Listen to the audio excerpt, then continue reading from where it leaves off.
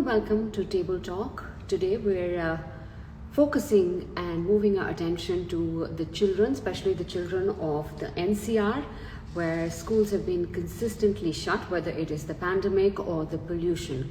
So stay with me today as we look at the cost, the mental health cost, the cost of what it is for these children to not go to schools for almost 2 years, the cost of constantly the confusion on whether they should be going to school, whether they think they are going to school and it is cancelled at the last minute. What is it costing our children? Join me on Table Talk today, and a quick reminder, all the episodes, all the wonderful talks that we've been doing, the meaningful talks we've been doing on Table Talk are now available on YouTube. You can get into my handle, it's Jyotsna Mohan, and subscribe and listen to all the wonderful talks, whether it is doctors who are speaking to us about Omicron or fitness health specialists or doctors telling us why it is not okay to go overboard and exercising and the causes of young Indians getting heart attacks. But stay with me as I try and quickly just get in all my guests. Hi, Tessin, I can see you. And I can actually see both my guests, which is fabulous. Vinay, hi. Hi, Mimansa. Hi, Jyotsna. Thank you for joining me. I will quickly get Sharmila as well. Gosh, my hair is getting cut, so I'll have to move this up a bit. Yes.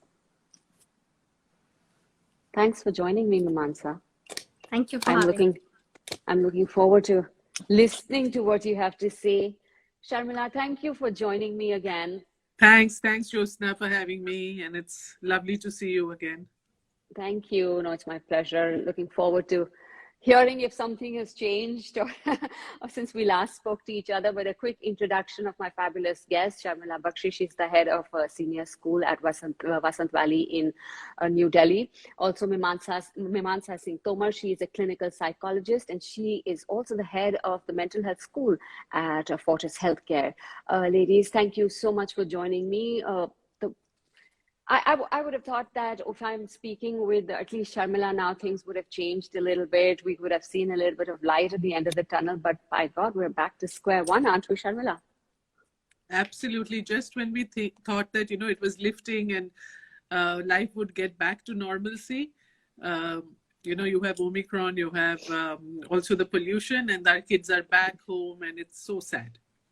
It's really sad. No, yeah, carry on. No. So it's been very unsettling for the children for the last 2 years, and especially in the last 2 months or so, because, we were we were opening up, and then we again closed down and again opening up. So I think this has added more to the stress than before. No, yes, that's what I think, that kind of uncertainty, especially, Mimansa, when, these children are at a stage when, they think, oh gosh, school is finally opening, and that excitement starts, and, you go for barely a day, if not even a day. And then it's announced that for whatever pandemic or the pollution, the schools are shut. Really, what is going through these children's minds? Well, I remember the first day when it was announced that the schools would be opening, and the first day of my daughter's school, the night before, in the morning, she said that, I don't think so I can go back to sleep because I'm just so excited to go back to school. And she woke up early in the morning at 6 a.m., looking forward to going to school. And I think it's a difficult one for children, for that matter, mostly because they are missing that peer engagement that they really look forward to. So when I go to pick her up, and I was going to now pick her up from school, all of them, the one thing that they would talk about is meeting their friends, and which was such a wonderful feeling for them, even it was short-lived for some time. But I think it's that element that we need to, as parents, try to continue to give to them as much as we can, while schools are trying to support them through online learning. But as parents, how can we support them to have that peer engagement, which they've really missed in the last 18 months, 20 months? Sharmila, what was the reaction of the children in your school now, with the latest closure? Well, I don't think the children are happy because we were just barely getting back into normalcy. Children were coming in, though our school timings have been shortened because we are not serving lunch or allowing children to bring lunch to school because we are not allowed to eat together. But so initially I think there was this little dismay among the children, but I guess now over the last 2 years, the children are also open to this constant abhi khula, abhi band hua, abhi khula. So they are also now, sort of resigned to it. I think so. And as many of us adults are, because I think all of us are just constantly waiting for notifications from the government and continuously changing our queue, because the queue keeps changing for us as a school. Also, it's become very difficult to work because we are constantly being told what to do, and every order negates the last. So it's just we are just there. No, I was going to actually ask you that. The next question is actually going to be that it's not just the children and the parents, it's also the schools themselves that are struggling to keep up with the continuous change. The change is the only constant as we see right now. So how tough is it for schools to keep going? It is very tough, Jyotsna. We are a 30-year-old school, and we had all our sort of systems were so well in place. We were doing, everything was going well. And suddenly came the pandemic where everything changed, and not changed once, changed every time, but I have to say that, like I said once before in your program, that the teaching community, really showed its mettle, and we have been able to sort of take on every challenge. But I think it's just now time for us to come back and say, okay, this was a bad 2 years, but let us now just get on with classroom teaching. Let the kids come. This whole thing about not having children, which I understand why. I mean, I'm not complaining, but of getting just 50% of the class, 50% of the class stays back. Then to have hybrid learning where a teacher is taking an online class as well as has children in person class. These are all difficult things. 2 years ago, which teacher could have ever imagined that she would be capable of doing all this? But now everyone is doing it. So I think it is we are tough. underestimating. We've underestimated the role of the teachers, and I always say, the way the teachers and the teaching fraternity has, the educational fraternity has come out. I think they're pretty much the frontline workers as well, having had to adjust every step of the way. But yes. Mimansa, to you, what more can we expect from our children now to adjust? I mean, how much more can they keep adjusting? Well, I mean, when it comes to children, they are at a time and they have this bandwidth to be able to continue to show resilience the way they can. And it's just to the fact that, that's what children are. They continue to inspire us with their own stories, and they continue to keep giving us that hope. The hope floats because they are there in our lives, and the way they, bring that spark and continue to bring that playfulness in their life, no matter what changes. That preservation of their playfulness is something that continues to help them going forward.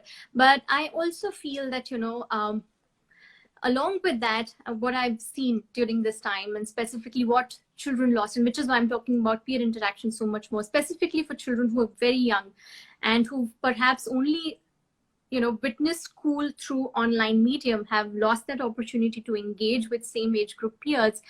Parents have also been quite anxious because of the kind of changes that they've seen, or maybe they've seen a lag in their social interaction because they did not get it enough.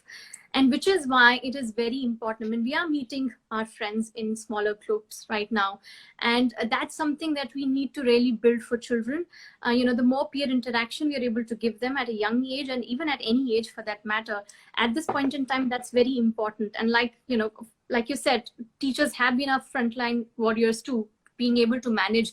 And it's not easy. It's not easy to have a teacher interact with 25, 30 students on a online platform where children are one after the other saying, ma'am this, ma'am this, ma'am this, and sort of trying to find that semblance in that chaos sometimes that one feels at that point in time. And I also feel that somewhere, we need to look at solutions over here. So if we are looking at going back and forth, and we don't know what variants are we going to hit in the future as well.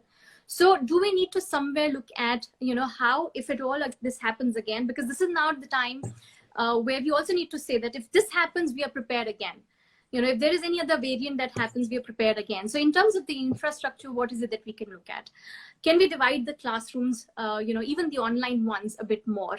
Can we have a smaller group interactions online as well between the teachers and the students? So while the normal ratio is 1:24 when it comes to teacher-student ratio, but maybe in the online, sometimes that might be a struggle both for the teacher and the student. So do we need to rethink something over there? Do we need to, bring up a different structure over there where, students also feel they're able to engage more, teachers also feel they're able to handle better, and they're able to really engage with the students, because it's a completely different ball game when you talk about an online learning and teaching and in the physical space. So I think, it makes us and gives us the opportunity to actually rethink, that if we are looking this expanding and extending longer, or maybe going back and forth, because this is an uncertain time, what can we do more in that direction? So Sharmila, would schools have the bandwidth to deal with this at this point? I think I'm not sure about what if we can be able to bring smaller classes, because after all, the teachers are those many, and the children are, if the more you divide, you cannot keep replicating a class. That experience doesn't happen. But, other things such as vaccination for the children, or even getting things which are doable, are things that the government should now consider. Because if we are looking at a long-term,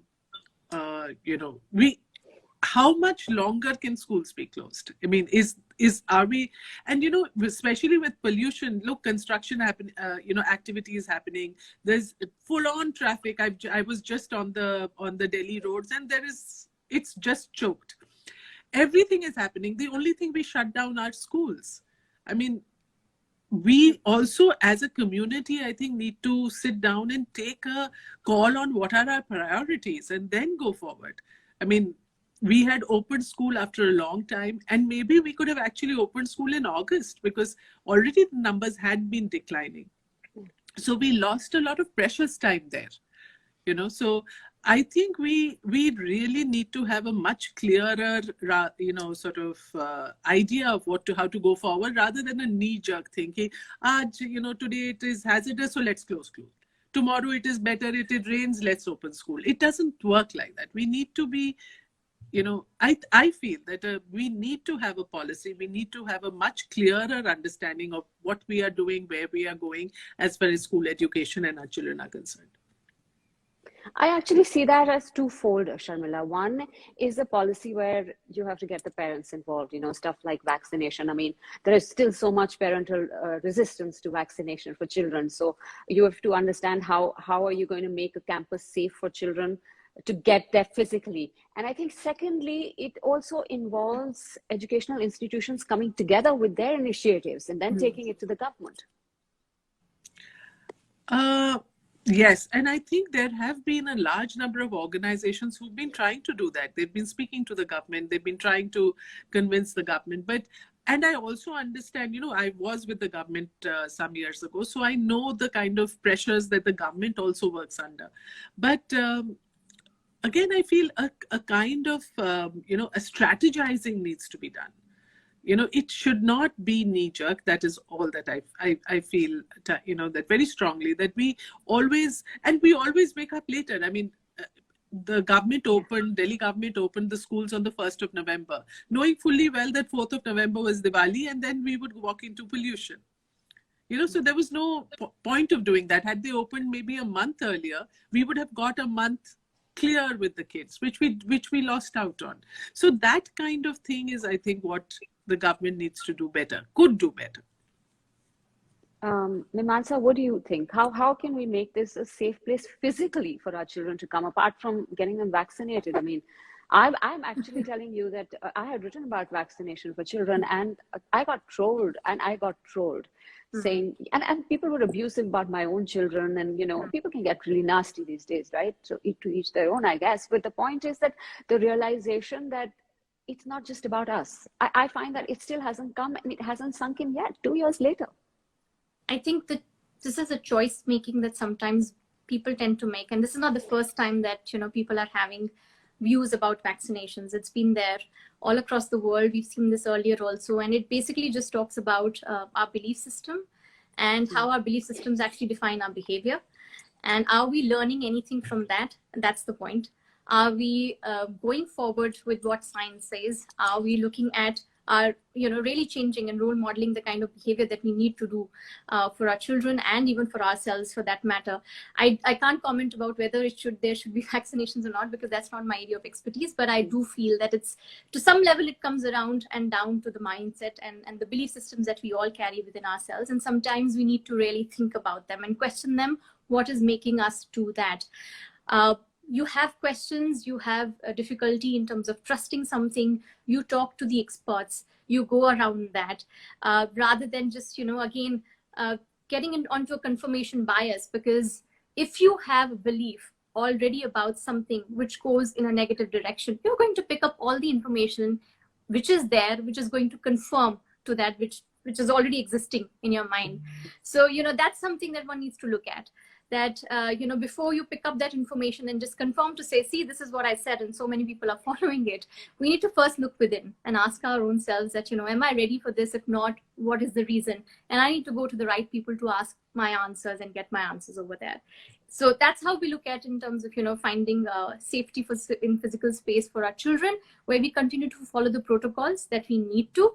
And of course, I think at this point in time, what we all need is psychological first aid as a part of our, ecosystem within schools and at homes as well. We need to know how to really address the emotional issues that our children might be going through at this point in time. You might be having a conducive environment at home. You might be going through different challenges at home. People have had different experiences of loss and grief and so many other things during this time.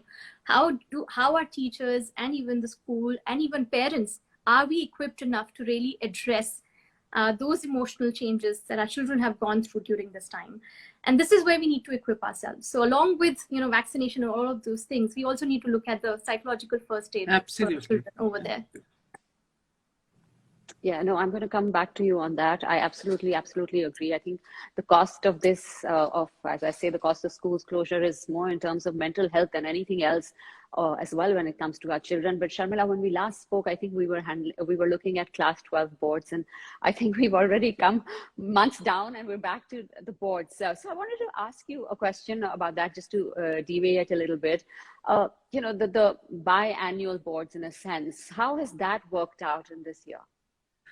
I think it's worked out well because, if you look at the syllabus, I was just telling the children today, I was talking to some of them and I said, what we used to do as the total syllabus, that has been reduced by about 30-40%, of which now you are being tested on 50%. So though though this batch is taking 2 boards compared to the last batch, which didn't take a single board exam, I don't think the pressure is as much. And, under the circumstances, I think it was a good option which the CBSE has done, where they've divided it into 2 parts and one, both hoping that even the second part will be, will happen in person, and then take the best of both and, come to a magic number.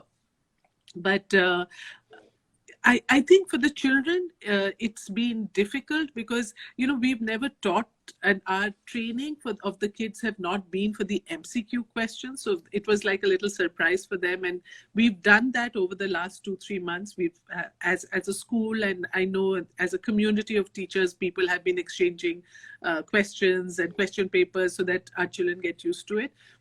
But I feel under the present circumstances, this is probably the best decision to take. It was. But how did the children react to it? I mean, did they get ample time? There's also that hubris setting in a way, isn't it? That no one has sat for exams for so long. No one's really gone to school. That exam system is pretty much out of the system of these children. So it's hard to connect back, isn't it? Yes, it is hard to connect back. But, as the CBSE exams are, like today was the maths exam for the class 12, and children are doing well. They've done well. The papers have been fairly I wouldn't say easy, but good papers. And so I don't think it's been they are confident and they are looking forward. They are also wanting this normalcy back in their lives, to go to a exam center, meet their friends, do their, classes. So that also has helped to bring back some normalcy. And for most schools, the online exam was not a very successful experiment, because for reasons best known to all of us, I mean, the children and everyone did not take those exams so seriously. So this was, I think, a good way of coming back to, stepping back into a normal routine. And also, going forward, I think maybe CBSE will work on sort of bifurcating the class 12 exam and doing 2 exams, because in the longer run, it is really unfair to judge a child and, on the basis of a 3-hour exam which the child gives at the end of a year. So here, if you do an MCQ exam sometime in the middle of the year, and then there is another exam which is, which looks into, which is more about subjective writing skills, then I think you probably get a better picture rather than that one exam, 1 mark, where everyone gets a 99 and no one gets admission into college. So that kind of a situation. I'm grateful I'm not in these times to try and get college admission. It's very scary. But Mimansa, you were talking about the psychological first aid, and so I want to get a little bit into that. And we're talking about the emotional aspect of these students. What kind of issues have you come across recently, or perhaps even in the last many months, actually? I think some of the issues have been a bit of anxiety that children have experienced during this time, because of a lot of uncertainty, because of that monotony that can sometimes just set in, not knowing how to go forward during one's day, not feeling productive enough, not being able to engage enough with peers and friends. And that, went out of the window because the normalcy of the routine somewhere got hit with the pandemic. And it took a while for a lot of us to get into a routine while we were, setting in an unprepared, unprecedented time. So it, of course, had a toll on them as well, where they were trying to find and form a routine for their own selves.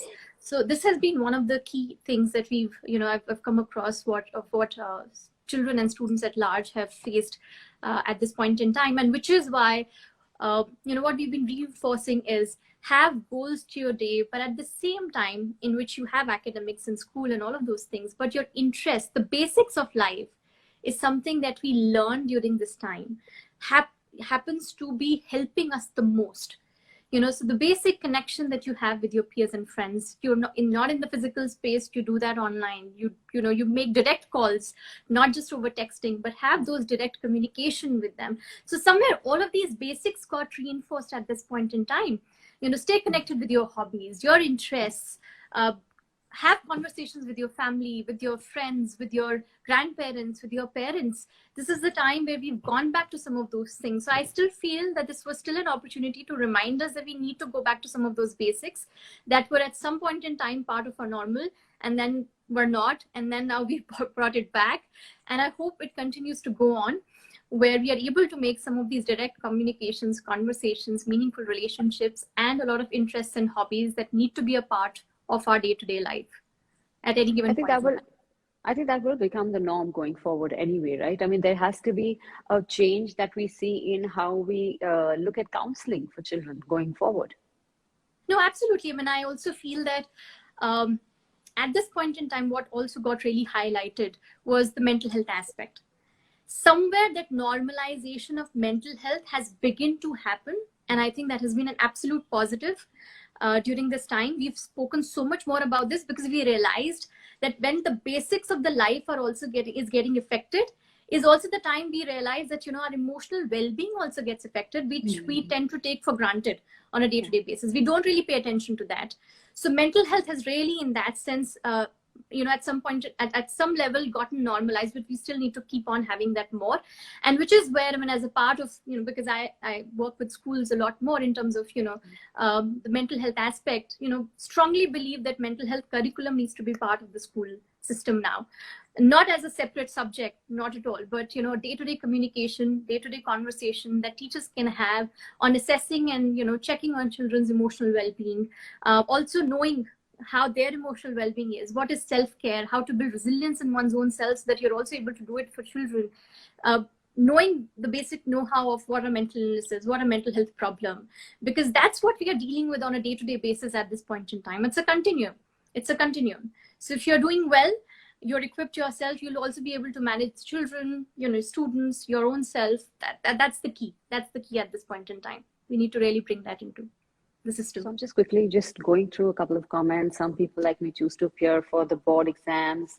There were many others who opted for boards in 2021. I think everyone's looking to find answers, but unfortunately, there's, with every challenge coming forward during the pandemic, the education board, teachers, and school management are doing their best, but yet all of us can't stay untouched by side effects. I think that's just natural, isn't it? Now, and I actually feel a lot, Sharmila, even for, especially for the NCR children. I mean, when you look at other children, okay, some semblance of schools opening, and now, okay, we're just dealing with the pandemic.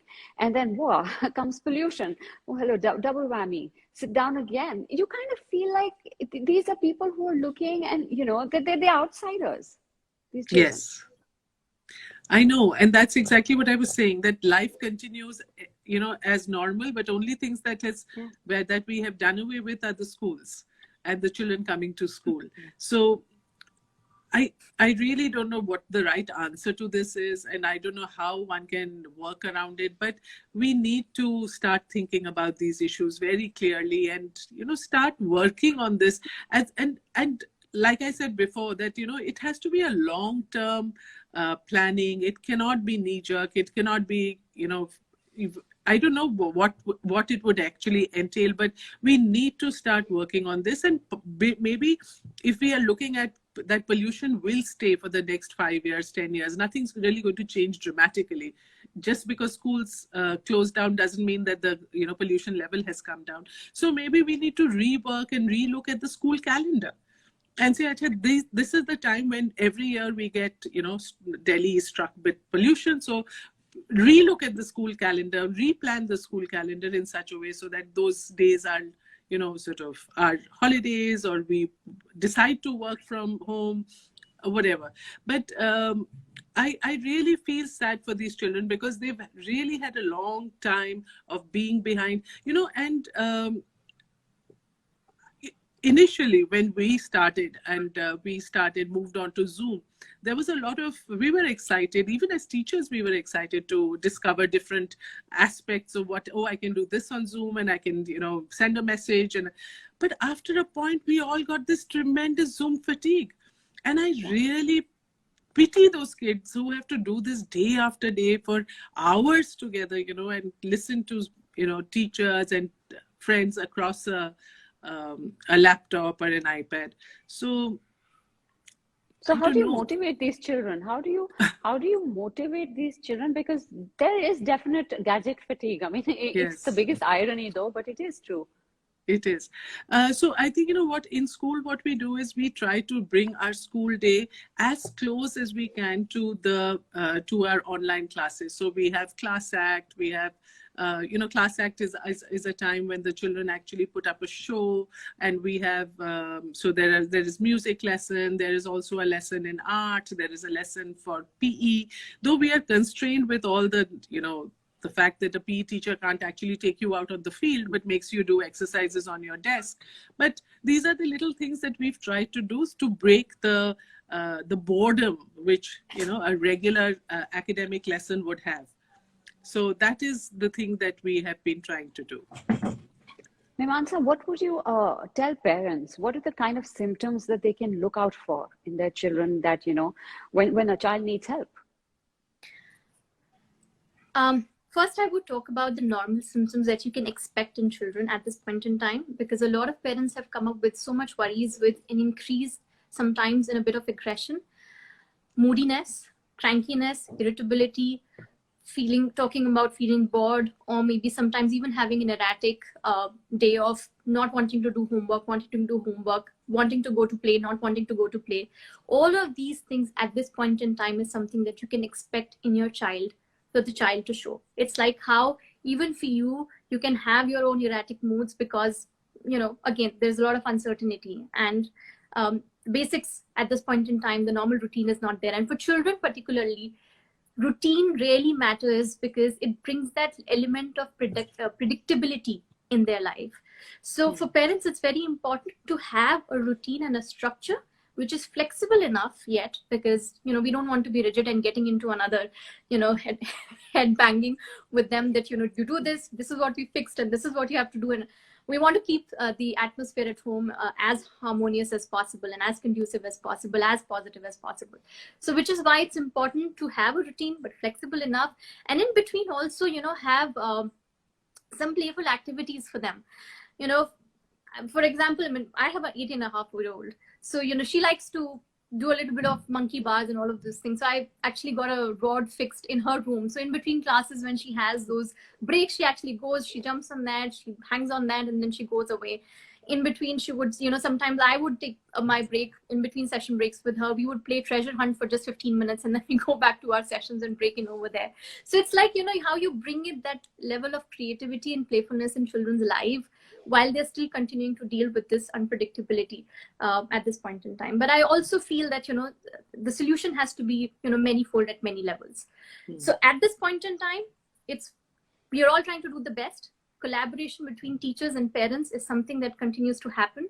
Wherever you feel your child is struggling with learning, you connect with the teachers, you tell them where they are struggling, you talk to them, see how can you best support your child at that point in time. Teachers are in any case working along with that. So the collaboration has to be there for sure. But even otherwise, solutions have to be at multiple levels. So even the infrastructure, because we have seen at this point in time the divide, where some students have been able to have their normal online classes, but some children have really faced the brunt of not being able to do that. So while the normalcy was brought because of the online classes for a lot of our children, but a lot of were not being able to get that, and for them the mental health impact would be different. So we can't even say that we all have sailed in the same boat. We've struggled at our own levels. So that's something that we have to look at, because like I said, we don't know right now. It's one variant. After some point in time, what is going to hit? Nobody can predict that. So the answer lies and the solution lies in continuing to rethink about our infrastructure, and we have to put that in place so that we don't say time and again that we didn't have it and we weren't prepared for it. There's a comment on your answer that group activities are actually a good solution. At home, setting routine is a good point. And Sharmila, your final words. What is, in your opinion, the biggest loss these children have faced in the last 2 years?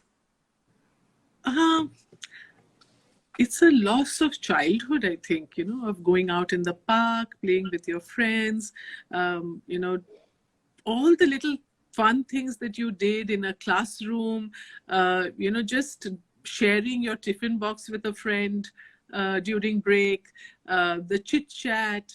I think a school is much more than just academics. It's this entire experience that you have with your friends, on the school bus, waiting in a classroom where the teacher hasn't walked in. All that adds to the entire experience of a child. And I think that, unfortunately, these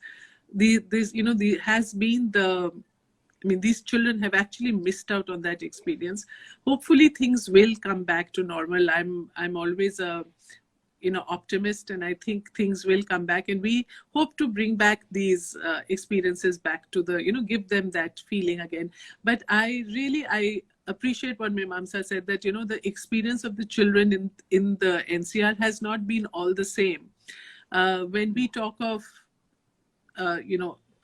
a school like mine, they're privileged children. Most of them have their own laptops and their iPads, but there are a lot of children who had nothing, and they've struggled. Their parents are struggling to get them, connectivity, dongles, and I wonder 2 years later, when they come back into the classroom, where will they fit in? Because that gap is so huge, So does this mean that when these children come back, that there will not be a place in the classroom for them? I really don't know.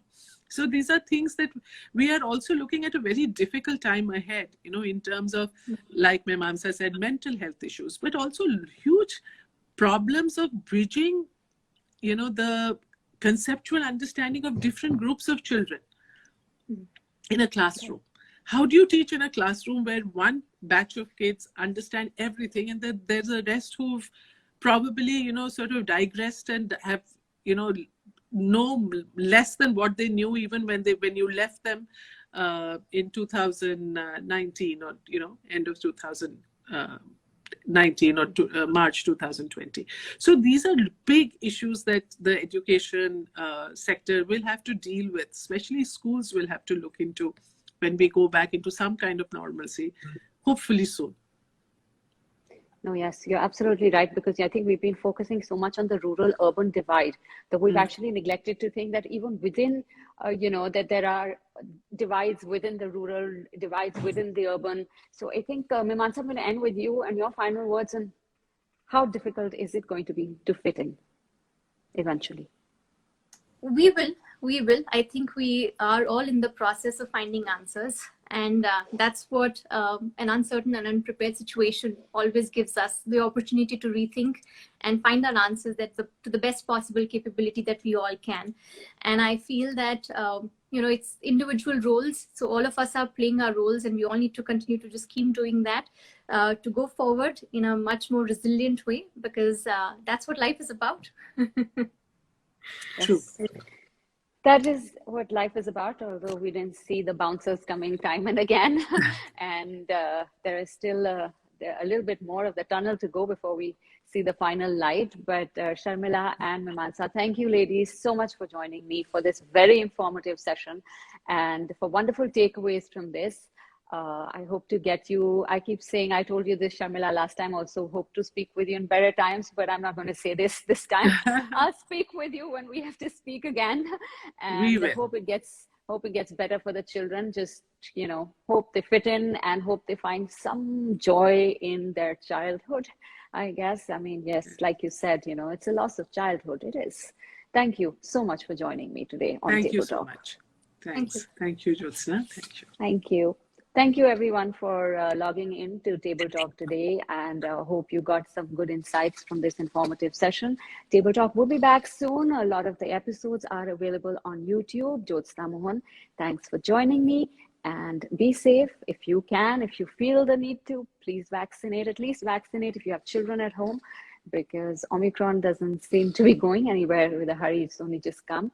And yes, I'm happy to receive your feedback at all times. My DMs are open. If you have any topics that you would like me to bring forward, please do message me. But till then, stay safe. Goodbye.